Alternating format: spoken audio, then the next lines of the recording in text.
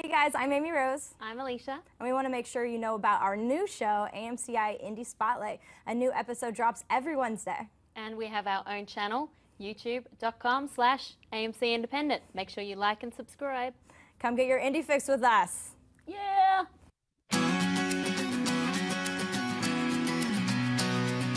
Hey everyone, welcome to AMC Movie Talk for movie fans. I'm your host, Ashley Mova, and oh hey! This is the daily show where we give you all the latest news from the world of movies, plus a little bit of insight into what it all means. Joining us as always is AMC Movie News Editor-in-Chief, Screamer John Campia. Greetings and salutations, everybody. Welcome to the show. Coming to you live from right here at the Stream.TV studios here in Hollywood, California. And we are so glad you decided to make us part of your day. And also here, AMC's Christian Harloff. Sounded like a deranged Muppet. Like, oh, I'm sorry. Oh. Sound like a teenager on, what is it, Family Guy? Oh, Simpsons. Yeah. Hey! Hey, Alma. And also here, AMC's Mark Ellis. Hey, I'm Mark Ellis. In a surprise move, Sony Pictures has dropped their Steve Jobs project, written by Aaron Sorkin and to be directed by Danny Boyle. No explanation was given for the abrupt change of plans, but it's being reported that Universal Studios may be in talks to pick up the project almost immediately. Steve Jobs' project has already had a lot of drama up to this point, with David Fincher attached to direct the movie before abruptly pulling out in April. The biopic also had Christian Bale attached to star at 2 different points in development, with Leonardo DiCaprio also briefly set to star before he parted ways with the film last month.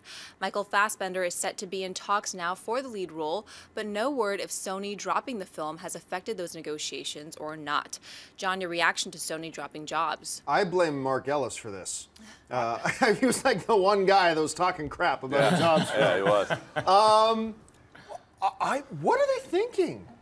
Like, now look, a Steve Jobs biopic is not going to be, even if Christian Bale was attached, even if Sorkin is writing it, and even if Danny Boyle does go on and directs it, it wasn't going to be a huge blockbuster. We understand that, but this is ripe material to make a really good, potentially Oscar bait kind of movie.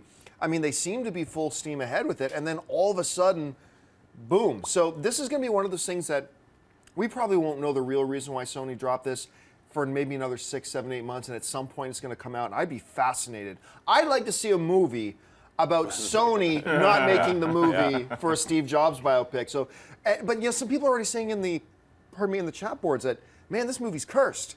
And look, a lot of movies have a lot of drama, but yeah, you had Leonardo DiCaprio, gone. Then you had Leonardo DiCaprio again, gone. Then you had Christian Bale, gone. You had David Fincher, gone. And I mean, look, you still got Michael Fassbender in talks.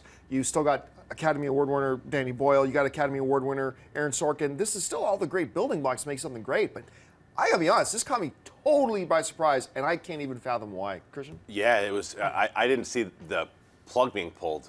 That total came as a surprise. I just, I think it's cursed with Sony. For some reason or not saying anything against Sony in general, but whatever was happening, whatever teams, it wasn't vibing there, obviously. And so they just said, someone's got a different vision. I don't know. Maybe it was the Jobs family. I have no idea what it was, but maybe whatever it was, this is a story that needs to be told. And I'll tell you, because it really does. Some people, well, we don't need a Steve Jobs movie. We had that movie with Ashton Kutcher. It was whatever it was. And here's why I say no. Is because this movie needs to be told. This was the Thomas Edison of our day. It really was. He's an inventor that needs to be given a movie. And what Isaacson wrote in that book. There's more to it. There's more depth. Did Ashton Kutcher do great? Did he was a nice impression? Sure. But it's not the movie. Like, some kids who, how many times have you heard, I didn't read the book, but I watched the movie? You wanted them watching the movie with Danny Boyle and Sorkin, not the Ashton Kutcher version. So this needs to get back on track, whether it be Universal or whatever it is. But yeah, this is a shock. I don't know what is going on over there. You know, for people who say to me, well, we didn't need this Jobs movie because we had the Ashton Kutcher one. That's like saying we didn't need Spielberg's Lincoln because we had Abraham Lincoln Vampire Hunter. Like night and day. Anyway, Mark, congratulations, by the way, on getting this film killed. Hey, look, I get one thing right in Hollywood, and I get blamed for it. I mean, speaking of Apple, doesn't this feel like the first time the first person buys the new iPhone and it looks great, then you get home and it's got all these problems internally, and you're like, I just want to take this thing back. That's what Sony did. I think it was either somebody dropping out, and it just made them nervous about the whole idea of how marketable it is. Now, having said that, I don't don't think that most people in America are going to care that all these change-ups happen once the movie actually comes out. So it's a big deal to us. I think it's going to land at a new studio, and because you have Aaron Sorkin and Danny Boyle still attached, it's going to come out. But I stand by what I said, that I need to see the movie before I say, oh yeah, we definitely needed that, because we did get an Ashton Kutcher movie. And by the way, kids can still read the book, Christian, or they can have the audiobook read to them, which is what I would prefer. How many books have you read? Read to me? A lot. Exactly. But you know, the other thing, don't forget that Lord of the Rings, when it initially had a lot of problems. A lot of problems. The new line and everything. And a lot of these times we don't hear about it, especially from the day that we live in now with all the internet reports. And you hear about it more. Where Peter Jackson started production. They started shooting that film and he decided, yeah, the guy we got playing Strider, that isn't going to work. Go get me this Viggo Mortensen guy. Right. And how about Titanic? They said Titanic was going to be the next Waterworld. Right. You know? and it happens more and more. So this is just because we have so much more information, but it'll get back on track. All right, what's next? As many of you know, Summit Entertainment has been working on developing a remake of the 1986 film The Highlander. A report has now come out that the studio is pursuing Tom Cruise to play the role of Ramirez, who was portrayed by Sean Connery in the original film. No word yet on how close Summit is to landing Cruise or how interested Cruise may be. Christian, would Cruise be a good fit for Ramirez? Yes. I love the idea because, and especially if you're going off of what they did in Highlander originally, Sean Connery certainly wasn't an unknown. Yeah. And by having that gravitas of, it's Tom Cruise, and because 15 years ago, Tom Cruise would have been playing the lead, or 20 years ago, he would have been playing the lead. But to have him as the kind of the grizzly old, been there, done that before, almost like Lestat, though, but in Highlander form, is interesting to me and fun, and to pass the wisdom. That also enables us to be able to cast a more unknown in the lead, because you have Tom Cruise to really lay down. If you have someone with talent, that this could be their role. I'm surprised Highlander hasn't already had a remake, but no, I love this. This is cool. Mark? Oh, absolutely, yeah. As long as it's not Tom Cruise from Far and Away, where he did the Irish accent, and he's not trying to do Connery's Scottish accent. But seeing Tom Cruise in something like The Last Samurai, I'm totally sold on this. And like you said, Christian, Highlander is one of those films that you always expected it to be remade sooner than it actually was. I mean, they should have remade the first one right after Highlander 2, The Quickening, came out. They should have just rebooted that. As long as Christopher Lambert gets some sort of cameo in this new movie, I'm totally cool with this happening. I remember I had an email exchange with a Canadian friend of mine who said, the only reason I don't like Tom Cruise for this is, you know, he's not Latino. There's not a Ramirez. He's not Spanish. It's like, Sean Connery. I mean, you have to understand the character. You got to understand Ramirez for why that works. I'm all for this. Look, I'm one of these guys where when I say my top 10 favorite films of all time, sometimes that evolves a little bit, but there's always 8 that are always on that top 10 list. The original Highlander is always one of my top 10 favorite films. Really? Absolutely. And the second one is one of the worst films ever made. But the first Highlander, I adore. It's in the top 8. It's in the top 8 that doesn't flip. Yes, it is in the top 8. Wow. So, I mean, for whatever reason, we all have one of those films that just, for whatever reason, for us, it knocked it out of the park. And Highlander is that movie for me. What's really interesting about this is Tom Cruise is not a young man anymore. And this would be the first film we see him take the older guy role. I mean, even in something like Edge of Tomorrow, Live, Die, Repeat, Part 7, Q5, whatever they want to call it today, even in there, he plays the young guy, the love interest to the hot girl. And all that. This would be the first time he plays the older guy role that I'm aware of, at any rate. Yeah. And I'm fascinated to see him take on that kind of role. It makes me both celebrate and lament a little bit the fact that, you know, Ryan Reynolds for so long was attached to this film as well to play the Highlander. And it would have been interesting to see Ryan Reynolds play off against Cruise, but at the same time, I don't see those two working on screen together, so maybe it's a good thing that Ryan Reynolds isn't there anymore. But I'm fascinated by this. Can't wait to see where this goes. Yeah, and also the reason I brought up the unknown is because someone who's got the acting chops to actually be mentored by Cruise off camera and on camera would be pretty cool. Absolutely. All right, folks, we reached that part of the show for Buy or Sell. Here's how this works. In front of her, Ashley's got a few other items in the world of movie news. She's going to run them down. Then those of us at the table are simply going to say whether we buy it or sell it. So, Ashley, what do we got? The first trailer for the upcoming sequel, Pitch Perfect 2, has hit the web. The film follows up on the original 2012 surprise hit starring Anna Kendrick and Rebel Wilson. The sequel is directed by Hunger Games star Elizabeth Banks and hits AMC theaters on May 15th. Mark, buy or sell the trailer for Pitch Perfect 2. Oh, I'm buying this. I'm not as much as I bought the Cinderella trailer yesterday, but I'm buying the Pitch Perfect 2 trailer. And I'll tell you why, because initially I watched the trailer and most of it is singing, and it's this montage of the girls, and it's like, oh, cool, they're back again. But we didn't get a lot of jokes, and then I started thinking, that's a good thing. I like when a movie that is primarily based on comedy doesn't give away too many of the jokes because it means it's confident. It's not throwing everything it has at it. There's a couple good laughs. Adam Devine pops up. He's hysterical in his one line in this trailer, as he was in the first movie. I'm excited. Mark or Christian? I'm going to buy the movie. I'm going to sell the trailer. For the opening of the trailer to me is, and I agree with you in the fact that sometimes you don't want all the comedy in there, but there wasn't enough of it to me. And I know that the first one was funny. I enjoyed the first one a lot, actually. And it just seems, again, Rebel Wilson doing same tricks that she's doing for when they show her. When she fell down the stairs, that's always funny when someone falls down the stairs. That's hysterical. But who's the guy that I keep asking you what his name is the last? Come on, the one man. sitting beside Elizabeth Banks? Yeah. John Michael Higgins. John Michael Higgins has the best line when he's talking about America. It's like, they hate us. They hate us. That was great. John Michael Higgins should be in every movie. Yeah, but overall, the trailer for me, it didn't have me laughing like I wanted to. And could another trailer come out to where I want to see the movie more? Yes, but I want to see the movies. You know who I always confused John Michael Higgins with, and he's like the next part of Anchorman's boss, Will Ferrell's boss. Fred Willard. Yes, Fred Willard. He's like an alternate Fred Willard, a slightly younger version of Fred Willard. I gotta say, I buy this trailer. I really liked it, and I didn't expect to really, but I think they hit all the right notes. Nice. There he is. with the trailer. And you know what? I remember when the first movie came out, I thought that movie was going to be trash. I hated the trailers for the first one. Thought they've blown this, blah, blah. And then I watched the movie. I really liked it. And then it got that TV show going. Remember NBC did that show for a while. It was the Sing Off or something like that? An a cappella competition with a cappella groups. And because I liked the movie so much, I actually watched that show. And I've never been into a cappella music all that much. And suddenly I was into it. And I loved what I heard. I like that we see the guy from Workaholics back in there. It's everything I wanted to see. So for me, it worked. Yeah, and you talk about the acapella stuff, too. It looks like they're taking that to the next level. Yes. And I'm not a huge acapella guy, but when I'm in the theater and that's what they're doing, that's what the movie is, I'm excited and I want to see it get elevated. That's what's going to happen. And Rebel Wilson falling down the stairs, the part that worked for me on that is her popping up, nailed it. Yeah. Right. Like, Well, yeah, Haley that's great. Steinfeld, I wanted to see a little bit more of what she's going to be doing it, too. She's her and Anna Kendrick are the two biggest stars in that movie. And they Only first trailer, though. True. First trailer. John Michael Higgins is the biggest star. Sure. All right, what's next?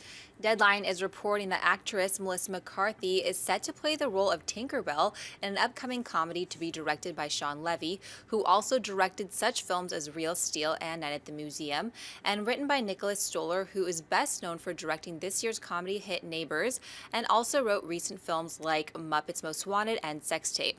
No other details are known about the project. John, would you buy or sell Melissa McCarthy as Tinkerbell? I'm so torn on this. Because on one hand, I want to buy it because I think it sounds like a really funny, setup, right?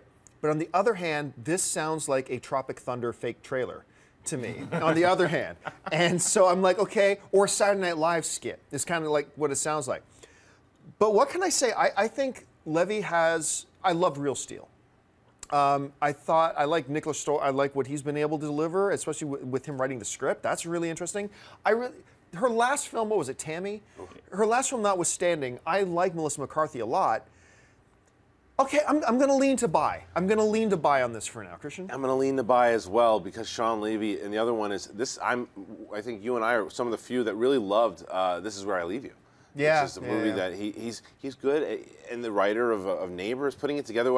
What I'm envisioning, and I don't know if I like this or not like this, is that Tinkerbell has had way past her glory years, just letting herself go and sitting around, and Melissa McCarthy that's what she does. So, and I agree with you that I'm a fan of hers as well. Tammy, let's get it Rocky V style, put it on an island where no one needs to see it again. But yeah, once I see a trailer for it, and once I see how it's coming along, what the tone of the film will be, then I'll probably be on board a little more. Tinkerbell, The Latter Years, with Harrison Ford as Peter Pan. Done. Okay, Mark. Love it. I'd swipe that movie, and I'm going to swipe this one, too.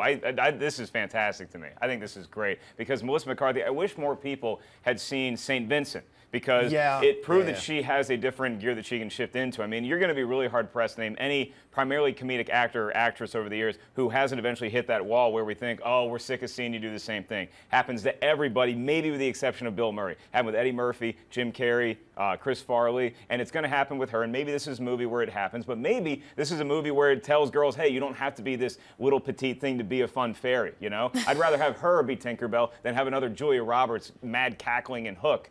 I'll take Melissa McCarthy in this and see what she can do with it. I think she's going to crush it. Don't you talk about my Julia Roberts. She's laughing. She's doing the Pretty Woman laugh through the whole movie. You know, even when I was younger, I thought, this Tinkerbell's something of a nymphomaniac. She's on meth. That's what she is. I heard she was drunk. We'll see.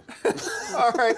Those folks, reach out part of the show for Mailbag. Look, if you've got a topic or a question you'd like us to address on the show, you can email us anytime at amcmovietalk@gmail.com. Send on in your questions. But listen, if you're watching us live right now, and we do the show live every day, Monday through Friday at 11 a.m. Pacific Standard Time, you can tweet in some questions, and we'll get to some of your live Twitter questions at the end of the show. So tweet those questions in to @AMC Movie News. But for now, let's get to the mailbag. So Ashley, what do we got? James Koravu writes, hey guys, I'm Jimmy. I absolutely love your show, and I've been watching since the review of Man of Steel. Keep doing your thing. You guys are awesome. I know the topic of video game films has come up a lot, so my question is, how would you feel about a film based on the Bioshock video game series? Personally, I know I would love it. I gotta look up the actual, but one of the Pirates of the Caribbean guys, this movie was greenlit. I mean, this movie was in development. Well, it never got greenlit for production, but it was in development. They had, I'll look it up once when you guys start talking about it. It's one of the guys who was associated with Pirates of the Caribbean, one of the big directors, was gonna do it. They were developing it, and then one of the guys from Bioshock too, one of the execs from Bioshock was also on board with it to help develop it as well. It looked great, but then from what I understand, if I'm remembering this right, and correct me in the comments section, you guys correct me if I'm wrong, what happened was the production budget suddenly went north of $200 million. And at that point, I think the studio stepped back and said, no, we can't do this. This is getting out of hand and we can't do it. And I haven't heard anything about it since. There was life to it, which makes me think there will be life in it again. Bioshock, look, death, taxes, all video game movies suck. The unavoidable truths of life. But Bioshock is one of those ones that I've always felt, this one's got potential. This one could be really good, and I was really disappointed to see when it fell off the rails, but we'll see where it goes. Christian? Yeah, it's funny because I agree with you. There's really, Mark and I have this conversation all the time about what is the only good movie, video game-wise, and it's maybe Mortal Kombat and a guilty movie pleasure-wise. Yeah. But there really hasn't been. Gore Verbinski, by the way. That's who was attached to it. Yeah. And they really haven't had a good, any video game. So I think that we're going into a phase that it's very possible, as where you have, what's the one that Toby Kebbell's doing? Duncan Jones, Warcraft. So Warcraft. You have Uncharted next year, too. You got Uncharted. You have Assassin's Creed. All these movies that have the potential because of the stories, and if developed the right way, could turn us into a brand new page, a new chapter into video games. This would be another one that I think that we're going to wait to see what happens first before somebody jumps on, because when you hit the $200 million budget, if that was indeed the case, there's nothing to say, well, that movie also was off a video game, and look how that did. There's no point of reference right now. There's no precedent for this yet. So if Assassin's Creed comes out, blows it out of the water, same thing with Warcraft and all these movies, then you're going to see, oh, no, more titles and more titles. Knights of the Old Republic. That's what we need. Knights of the Old Republic. That's all I'm saying. You guys remember a period of time called the late 80s?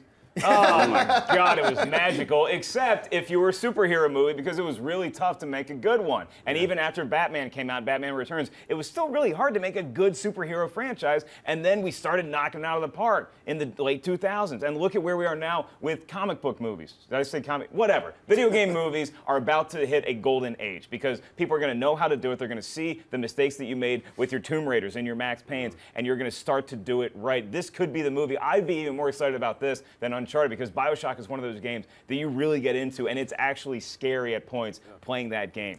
This is a franchise that could be a film franchise. I mean, really, a lot of these video game movies, you can see them maybe do a one-off and boom, make your money, whatever. But there's so much to Bioshock that it could be done so well. And a good franchise, not Resident Evil franchise. Oh, all right, what's next? Corey Mallet writes, hi guys, due to the success of Big Hero 6, do you see Disney taking any other Marvel comics and making them into movies similar to Big Hero 6? Well, I mean, it really all depends on how you look at it. Big Hero 6 is very loosely based on the Marvel property Big Hero 6. If you read the comics, you know this is very unlike. The movie we got was very unlike. And they put it in a Elseworld. They put Big Hero 6 in an Elseworld. That, you know, they make sure we know that right off the bat by putting in the city of San Francisco and all that kind of stuff. So we know this isn't our reality. Could Marvel do stuff like that?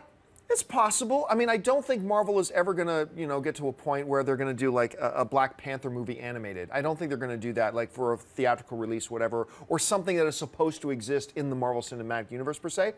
But you take a property like something they already got a script for Runaways. You do a Runaways and do it in the vein of Big Hero 6, and instead of San Francisco called New Yorkshire or something like that, and put in some myth, otherworldly things so nobody confuses the two. I think there are a couple of properties, and like I said, Runaways is the one that stands out to me the most. I really like the Runaways. So it's absolutely possible, and with Big Hero 6 making money hand over fist, Disney's going to look at it. I think the same thing. I think that it's a matter. It's not unlike what we were just talking about in the previous topic. Is that they saw what happened with Big Hero 6. If they said these properties are never going to tie into this Phase 4, Phase 5, Phase 6 of what we're doing here in the cinematic universe, can this be turned into an animation property? And the creative minds over there, which have been making the right decisions, will say that might be okay for an animation film. Is it something that they might? Oh, well, they don't seem like cash grabbers over there, to where it's just, let's just make the money. They want to find the good stories. They have a lot of properties now with having Marvel. So is it possible? 100%. I think it's just a matter of what stories they want to tell, and if they find the right story, they'll tell it. But the thing about Disney is this. I do believe their very first thing on their mind is the money. But what they understand, this is my perception anyway, what they understand that sometimes other studios don't, and they should, is Disney's like, okay, we want to make money. But we also understand that the better the movie, the more money we make. Right. We are therefore invested into make the absolute best movie we can, not just what is cute, because we can make some money on a movie that's cute. We can make, I almost swore again, an S-load of money on something that's cute and really exceptionally good, like they're doing right now. That's always been my definition of cash grab. Is that you're absolutely right. Every movie's intent is to make money. That's what this is. This is a business. But when it comes to putting together first a good story and a good characters and good premise in order to make that money, that's the difference for me with a cash grab. What's really interesting about this too is that Marvel could take some of their lesser-known properties, like what they did with Big Hero 6, and actually tie that into the Big Hero 6 universe if they wanted to. Because without giving away a spoiler, at the end of that movie, there's the opportunity to have more and more superheroes and supervillains join this world. So San Francisco could get really clogged up with heroes and villains, much the same way that the Earth has with the Avengers franchise. And something like the Runaways would actually fit in really well. I mean, if you did it a certain way, it would fit in well to How a Big about Hero the 6. Punisher? Maybe the Punisher will work as an animated feature. I want to see a spin-off movie, The Adventures of the Punisher and Baymax. Right. Yes! Wow. The new odd couple. Okay, what's next? Ricky Ramirez writes, "Sup AMC crew, love the work you do, keep it up. My question today is, for all the work and memorable movies they have made, who deserves an Oscar more, Leonardo DiCaprio or Johnny Depp?" The highlights once again why I love the Oscars so much. They are absolutely the hardest award you can possibly win, because you can't just be good. You got to be so good that nobody else that year was just happening to be better. I'm going to tell you right now, neither one of these actors have ever deserved an Oscar. That's not to say they're not both excellent, but never was Leonardo DiCaprio in one year the best of that year. I mean, he's incredible, and he's going to have trophies on his mantle by the time he's done. Make no mistake about it. Same can be said of Johnny Depp. He's been remarkable, turned in some great performances, but he was never the best in any one particular year. Question is, if we had to say, okay, we got to give one, we got one Oscar right now, we got to present it to one of these two, based on their body of work, who do you give it to? That's a no-brainer. It's Leonardo DiCaprio. Film in, film out, without exception, he always is mind-bogglingly exceptional. Every time he stars in a movie, he's in the Oscar conversation, because that's what he brings to everything he does. It's just crazy. So, yeah, if we had one honorary one to give out right now, for me personally, you might have a different opinion, but to me, it's an easy choice. It goes to Leo. I'm also going to say DiCaprio. For me, it's. I think that I'm getting Depp fatigue. Also, I mean, even some of these posters. I was at AMC last night, and I stopped by. I see a poster, and it's Mordecai. Mordecai. Have you seen the trailers for Mordecai? No. Oh my God. Yeah, and I see bad. the picture, and it's just him looking odd again.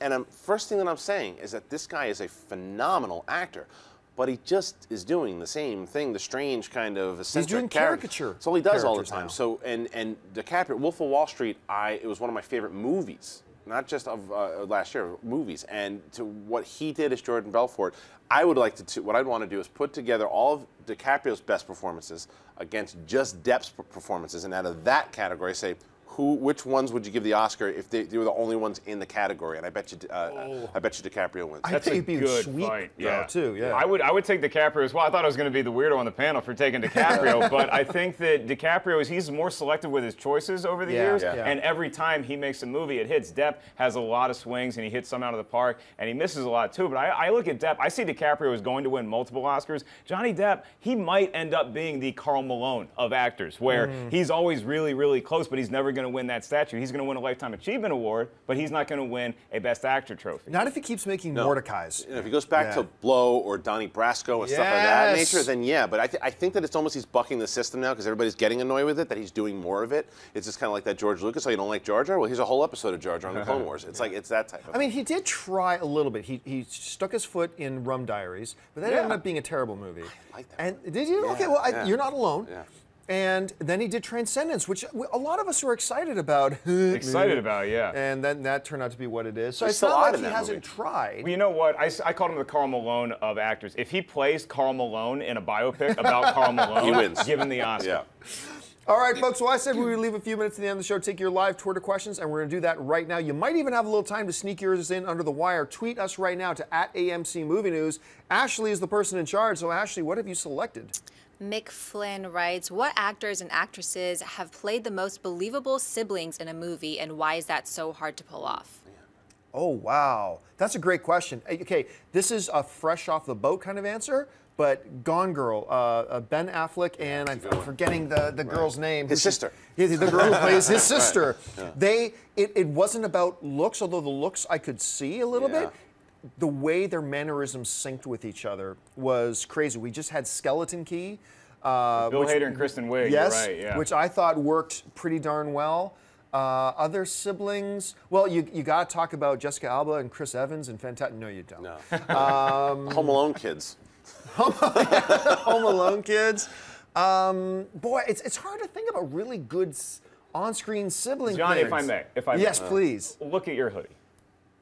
Oh, yeah. Nice. Luke and Leia? Yeah, I mean, look, they made out one scene, I'm from the South. That's totally cool, okay? But by the end of Return of the Jedi, when they're talking to each other, they actually, they have a really cool sibling dynamic. Yeah. With no context, I want to make a shirt for you with no context or graph that just says, it's from the South, it's okay. I'm from the South, it's okay. It's totally cool. Look, I went to prom with my cousin. Nothing happened.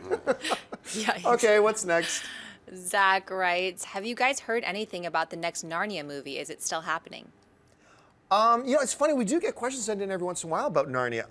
The first Narnia, to me, I thought succeeded. I mean, it was one of those films where, look, you got to capture imagination. We talked about the Cinderella trailer yesterday, right? That you got to make me feel the magic. And the first Narnia film for me did that. I was just sitting back. I was having a movie experience, you know? I really enjoyed it. The next two were awful. Like, just awful. Yeah.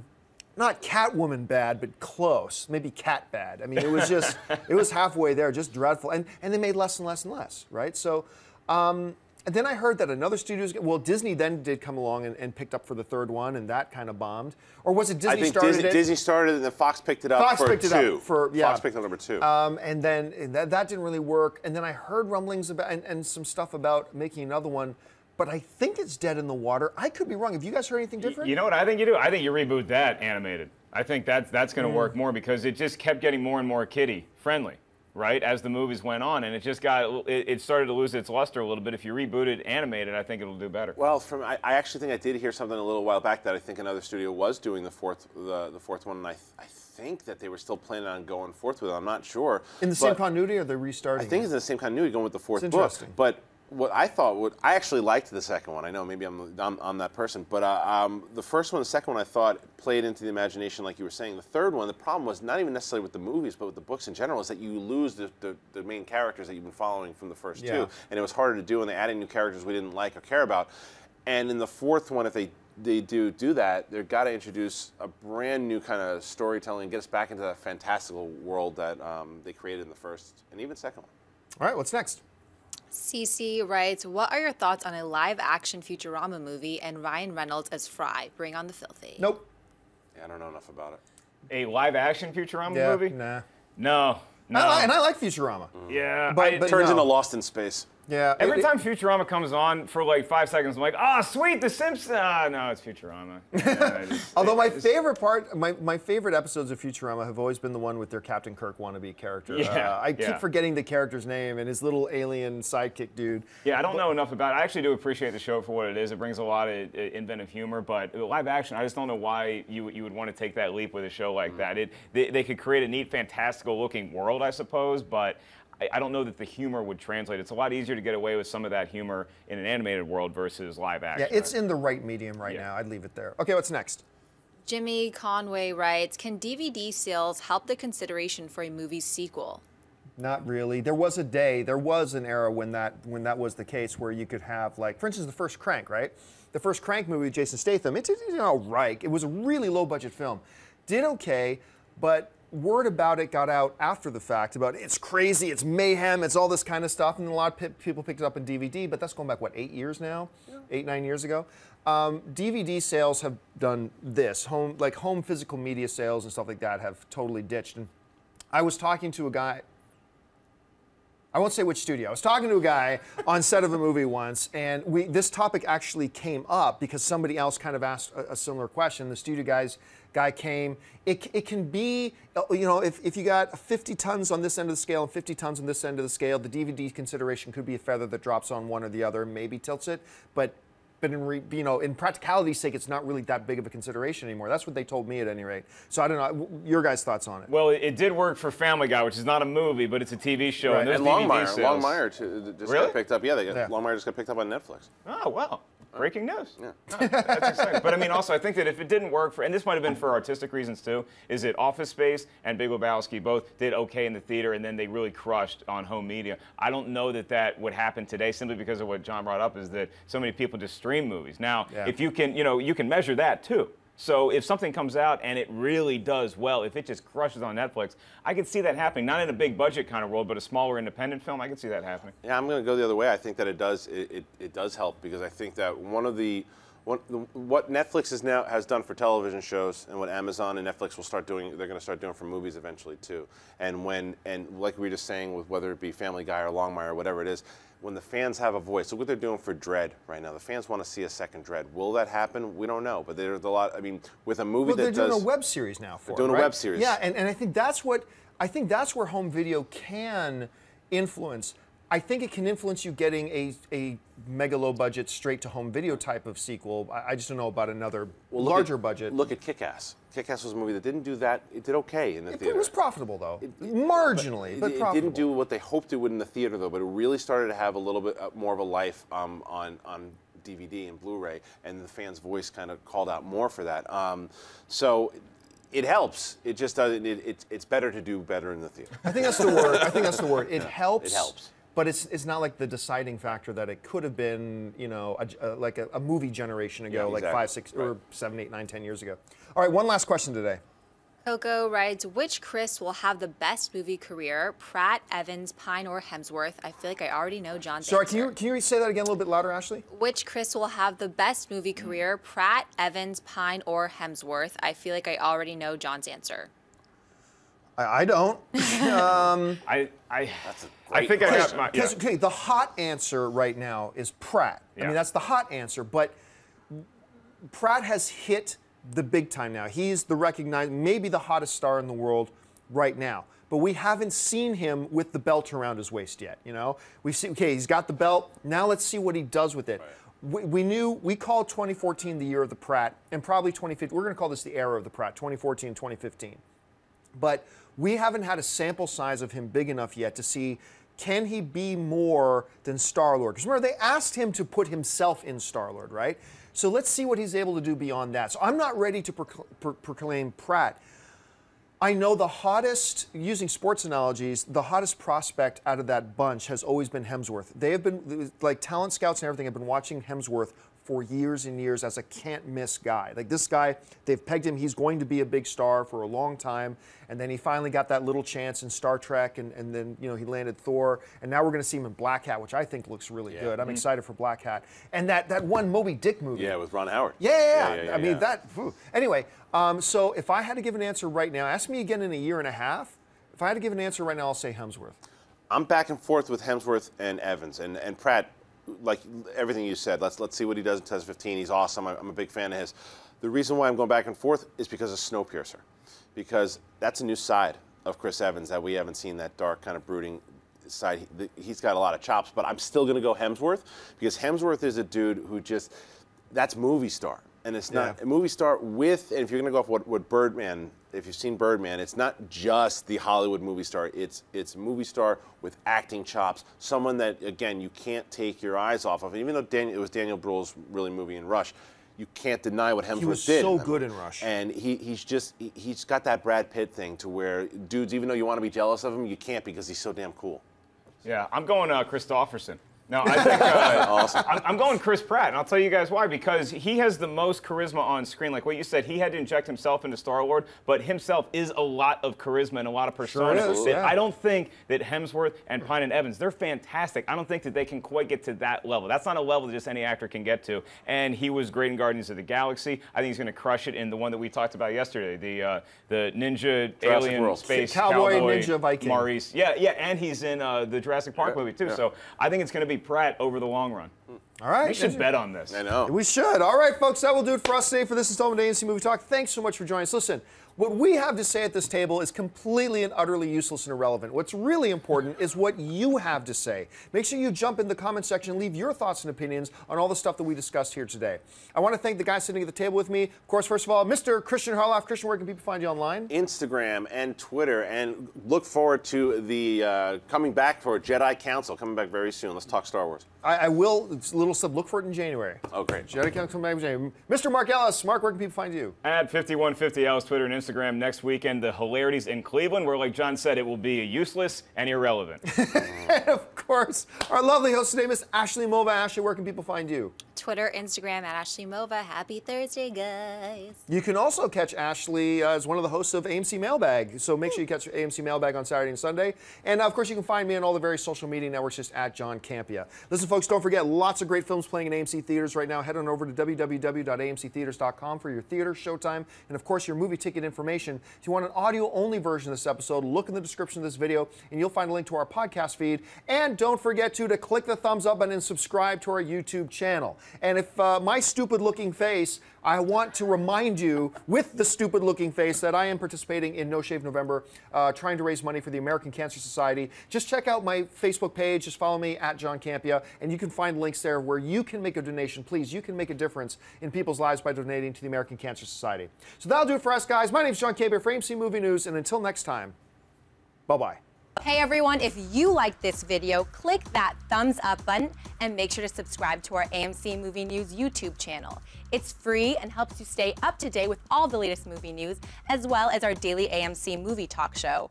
Also, make sure that you follow us on Facebook and Twitter to stay up to date with all of our special promotions, contests, and prize giveaways.